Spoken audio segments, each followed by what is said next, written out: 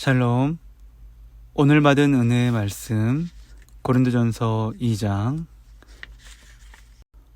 오늘 또 고린도전서 2장의 말씀을 통해서 함께 은혜를 나누려고 합니다.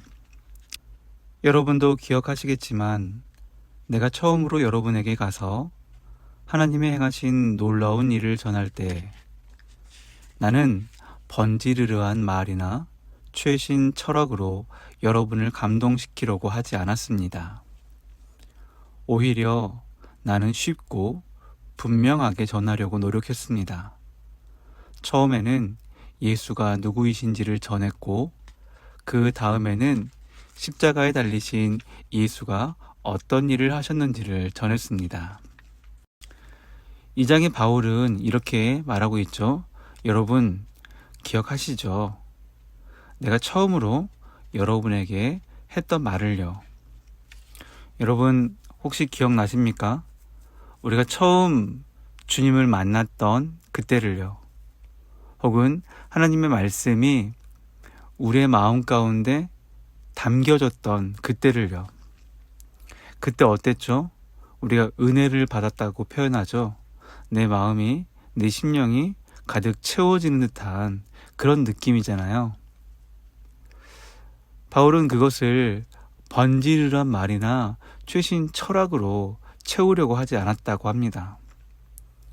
요즘 세상은 굉장히 다양하고 많은 것들로, 그리고 우리가 알 수 없었던, 알지도 못했던 여러 가지 새로운 것들로 우리를 감동시키려고 합니다.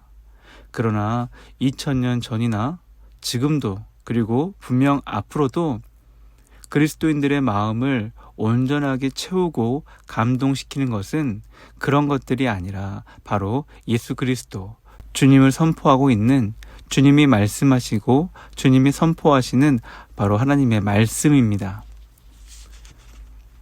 바울은 그래서 이렇게 말하고 있죠. 나는 쉽고 분명하게 전하려고 노력했다고요. 감동은 우리가 이것이 감동인가? 이것이 아닌가? 이렇게 애매모호하게 오는 것이 아닙니다. 분명 하나님의 말씀이 내 안에 담겼을 때 우리는 그것을 선명하고 아주 쉽게 알 수가 있는 것이죠. 내가 누구이며 나는 어떻게 해야 하는지를요. 바울은 처음에는 예수가 누구이신지를 전했습니다. 그 다음에는 십자가에 달리신 예수가 어떤 일을 하셨는지를 전했다고 합니다. 그러니 우리에게 감동이 되는 것은 분명 쉽고 분명한 것인데, 그것이 무엇이냐면 바로 예수님이 누구이신지를 우리가 쉽게 알 수 있어야 되는 것이죠. 여러분 한번 스스로에게 질문해 보시기 바라요. 예수님은 나에게 어떤 분인가? 여러 가지 어떤 단어들이 떠오르실 거예요. 어떤 관계, 이런저러한 관계, 이런저런 분. 그러나 주님은 우리의 구세주이십니다. 분명한 것은 우리는 주님으로 인하여 구원을 받았다는 것이죠. 어떻게요? 십자가에 달리신 예수님으로 인해서요. 그리고 그 예수님께서 이 땅 가운데에서 어떤 일을 행하셨는지를 바울은 전하고 있습니다.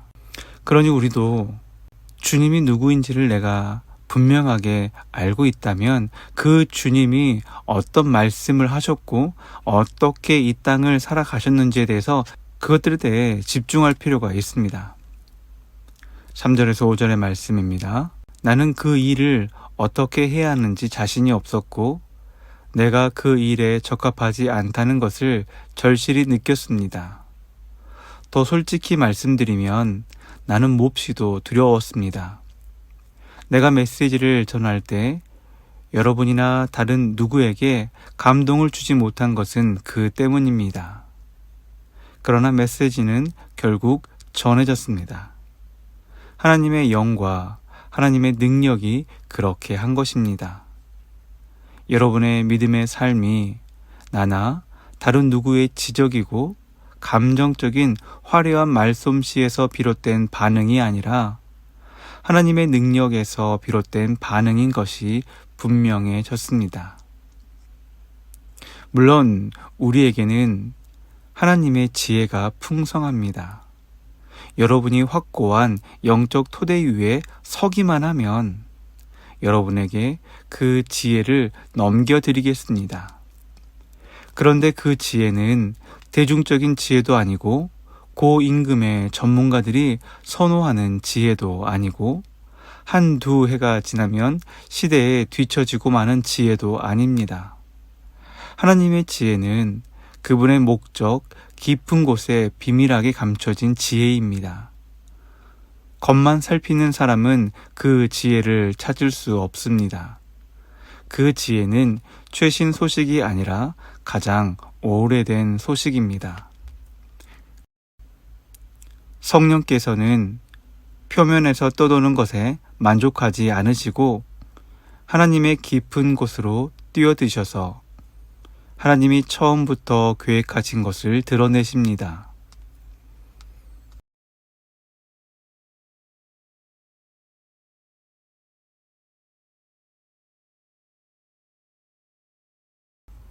영에 속하지 않은 사람은 본질상 하나님의 영의 선물을 받을 수 없습니다. 그에게는 그럴 가능성이 없습니다. 그의 눈에는 그 선물들이 대단히 어리석은 것처럼 보이기 때문입니다. 영을 알 수 있는 통로는 영밖에 없습니다. 하나님의 영과 우리의 영은 막힘없이 서로 통합니다. 우리는 영적으로 살아있어서 하나님의 영이 하고 계신 모든 일에 다가갈 수 있습니다. 우리는 영에 속하지 않은 사람들의 판단을 받지 않습니다. 하나님의 영을 아는 사람 누구인가? 하나님께서 하고 계신 일을 아는 사람 누구인가? 라는 이사야의 물음에 답이 주어졌습니다. 바로 그리스도이십니다. 그리고 우리는 그리스도의 영을 가졌습니다. 아멘.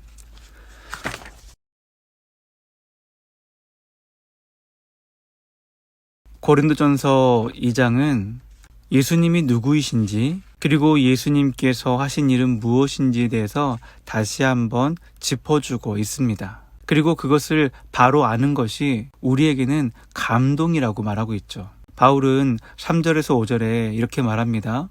나는 복음을 전하는 것이, 이 감동을 전하는 것이 너무 두려웠다고요.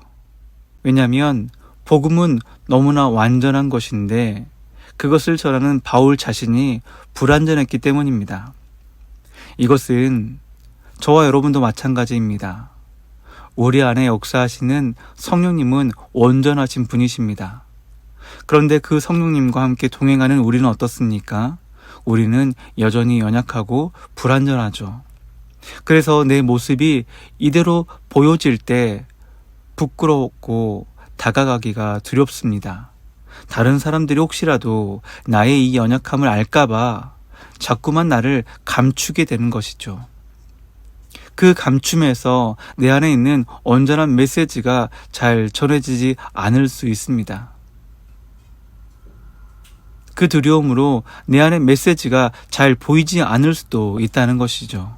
그러나 메시지는 결국 전해졌습니다. 라고 말하고 있습니다. 바울은 연약했지만 하나님의 메시지는 그 불완전한 바울을 온전케 하고 그 바울을 넘어서서 그 주변에 있는 사람들에게 전해졌던 것이죠. 그러니 우리도 우리의 연약함이 채워져야 그들에게 다가가고 그들에게 전하는 것이 아니라 우리는 여전히 부족하고 연약하지만 우리 안에 있는 성령님의 그 온전하심으로 담대히 전할 때 우리의 연약함도 가려주시고 우리의 부족함도 채워주시는 것입니다. 우리의 상태와 상관없이 우리를 통하여서 하나님의 메시지가 선포되어지는 것이죠. 하나님의 영과 하나님의 능력이 그렇게 한 것이라고 바울은 말하고 있죠. 여러분, 그러니까 조금 더 담대하고 용기를 가지셔도 될 것 같습니다. 우리는 오늘도 여전히 연약한 인생을 살았고 아마 그 연약함은 하루가 지난다고 해서 달라지지 않을 것입니다. 그럼에도 불구하고 우리가 담대하게 나보다 더 나은 사람에게 혹은 나보다 더 높은 사람에게 나보다 더 많은 것을 가지고 있고 나보다 더 많은 것을 아는 사람에게라도 다가가 그들에게 주의 복음을 선포할 수 있는 것은, 그리고 그 복음이 선포되어질 때 그가 나의 말에 귀를 기울이고 나의 입술을 통하여서 온전한 하나님의 복음이 그들에게 들려질 때 그들의 생각이 변화되어지고 그들의 마음과 그들의 인생이 변화되어지는 것은 나의 능력이나 노력 때문이 아니라 하나님의 영과 하나님의 능력 때문입니다. 하나님의 영과 하나님의 능력이 그렇게 한 것입니다. 그러니 우리 내일은 조금 더 담대하게, 앞으로의 한 주간은 조금 더 용기를 내어서 나의 가족과 나의 형제와 이웃들에게 주의 복음을 전하고 주의 사랑을 전하는 축복의 통로가 되었으면 좋겠습니다. 6절에서 10절은 확고한 영적 토대 위에 서기만 하면이라고 말하고 있습니다. 성경에 보면 특히나 바울은 굳게 서라, 온전히 서라, 바로 서라 이렇듯 우리가 그 자리에, 우리에게 맞는 자리, 내가 서야 할 자리, 주님이 인도해 주시는 그 믿음의 반석 위에, 예수 그리스도 위에 우리는 바로 서야 한다고 말하고 있습니다. 여러분, 바로 서 있는 것 쉬운 것 같지만 이게 오래 유지하는 것이 쉽지 않습니다. 한번 묵상이 끝나고 1분 정도만 차렷 자세로 한번 서 계시면 바로 아실 수 있을 것입니다. 우리의 육신의 바로 서기도 이렇듯 쉽지 않듯이 우리의 영의 바로 서기라는 것은 더욱더 쉽지 않습니다. 그러나 확고한 영적 토대, 이 부분에 밑줄을 치시면 우리가 서 있는 그 토대, 영적 토대는 어떠하다고요? 확고하다고요. 우리는 흔들리지만 그 영적 토대는 흔들리지 않는다는 것입니다. 그게 누구입니까? 바로 주님이시죠. 주님은 결코 흔들리지 않으십니다. 우리는 주님을 의심할 수 있지만 주님은 우리를 의심하지 않으신다는 것이죠. 그러니 세상적인 것과 내가 알지 못하는 것들, 그리고 그 빠르게 변해가는 세상의 모습에 마음을 빼앗기지 말아야 합니다. 하나님의 지혜는 결코 변하지 않기 때문입니다. 그리고 그 지혜는 세상에서 찾는 것이 아니라 하나님의 지혜는 하나님의 말씀 안에 새겨져 있습니다. 10절에서 13절에 보면 하나님의 깊은 곳으로 뛰어드셔서 라고 말하고 있습니다. 표면에 떠도는 것에 만족하지 않고 깊은 곳으로 뛰어들라는 것이죠. 우리가 잘 알고 있는 속담처럼 수박 겉핥기가 있습니다. 아무리 먹음직한 수박이라 할지라도 겉만 먹어서는 맛을 알 수가 없습니다. 그 안에 내용물을 먹어야 합니다. 이렇기 위해서는 신뢰가 필요합니다. 어린 아이들이 부모의 품으로 뛰어드는 그 전적인 신뢰, 믿음, 우리가 주님께 전적으로 뛰어들 수 있는 깊은 곳으로 두렵고 보이지 않아도 믿음으로 담대하게 주님을 향해 나아갈 수 있는 그 첫걸음이 우리의 생각과 우리의 인생을 변화시켜 줄 줄로 믿습니다. 하나님은 하나님이 하시는 것을 알고 계십니다. 그래서 우리에게 설명해 주시고 우리에게 알려주십니다. 예수를 통해 우리를 1대1로 가르쳐 주셨다고 하십니다. 그러니 주님이 우리 안에 계시고 우리는 주와 동행하는 것이죠. 한번 눈을 감고 주님의 이름을 부르며 간절히 기도할 때 주님은 우리와 함께 하시고 우리의 기도를 들으시고 그 기도에 응답해 주십니다. 오늘 또 여러분이 어디에 있든지 어떤 상황에 있든지 주님을 간절히 바랄 때 주님은 우리와 함께 하여 주십니다. 마지막 14절에서 16절의 말씀은 영에 속한 사람에 대해서 이야기해 주고 있습니다. 이 장의 말씀을 정리하는 것이죠. 영에 속한 사람은 어떤 사람입니까? 하나님의 감동을 받은 사람이고요. 주님이 누구인지를 명확하게 알고 있는 사람입니다. 그리고 주님이 이 땅 가운데 무슨 일을 하셨는지를 알고 있는 것이죠. 그러니 내가 누구인지를 알고 나 역시 그리스도인으로 주님을 따라 살아가는 사람으로서 어떻게 살아야 하는지를 알고 있는 사람을 바로 영에 속한 사람이라고 이야기할 수 있습니다. 그렇다면 본문이 말하고 있는 영에 속하지 않은 사람은 누구입니까? 하나님의 선물을 받을 수 없는 사람입니다. 주님을 알지 못하기에, 그는 구원을 받지 못했기에 하늘의 것을 바라보지도 않고 믿지도 않은 사람입니다. 그는 하늘의 그 복을 어리석은 것으로 생각합니다. 바울은 영을 알 수 있는 통로는 영밖에 없다라고 말합니다. 그리고 하나님의 영과 우리의 영은 막힘없이 서로 통합니다. 이것이 바로 믿음으로 서로 연합하여 선을 이루어가는 것입니다. 우리 안에 누가 계시죠? 성령님이 계시죠. 그 성령님으로 인하여서 우리는 막힘없이 서로 통할 수 있습니다. 나이가 달라도요, 환경이 달라도요, 생각이 달라도요, 성령님으로 인하여서 우리는 연합할 수 있고 그 연합 가운데 하나님이 기뻐하시는 선을 이루어갈 수 있는 것입니다.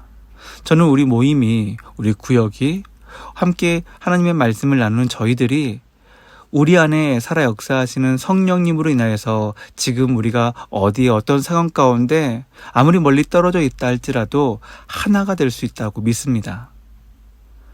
막힘없이 서로 통할 수 있기 때문입니다. 바울은 마지막에 이렇게 말하고 있죠. 하나님의 영을 아는 사람은 누구인가? 하나님께서 하고 계신 일을 아는 사람은 누구인가? 이 이사야의 물음에 답이 주어졌죠. 주님이십니다. 우리 안에 예수 그리스도가 계실 때 하나님의 영을 우리는 알 수 있습니다. 주님이 내 안에 계실 때 주님께서 하셨던 그 일들을 바로 알 수 있는 것입니다.